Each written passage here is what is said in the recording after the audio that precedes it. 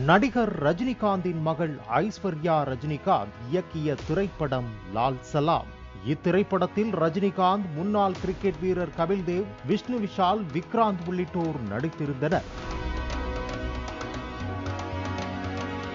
லால் சலாம் திரைப்படம் கடந்த பிப்ரவரி மாதம் திரையரங்குகளில் வெளியான நிலையில் கலவையான விமர்சனத்தை பெற்றது.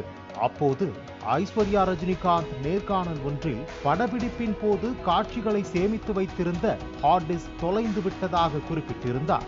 ஹார்ட் டிஸ்கில் உள்ள காட்சிகளை மீண்டும் படமாக்க அதிக செலவு ஆனதாகவும், பல்வேறு காரணங்களால் படத்தை நினைத்தபடி எடுக்க முடியவில்லை என்றும் ஐஸ்வர்யா ரஜினிகாந்த் கூறியிருந்தார்.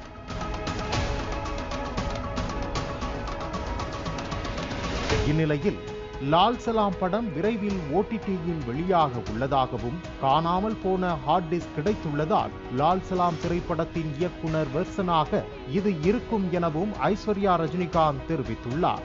முன்பு வெளியான லால் சலாம் படத்தின் வெர்ஷனை காட்டிலும் இது முற்றிலும் வேறுபட்டதாக இருக்கும் என்றும், இதுதான் தான் எழுதிய எடுக்க நினைத்த திரைப்படம் என்றும் ஐஸ்வர்யா ரஜினிகாந்த் தெரிவித்துள்ளார்.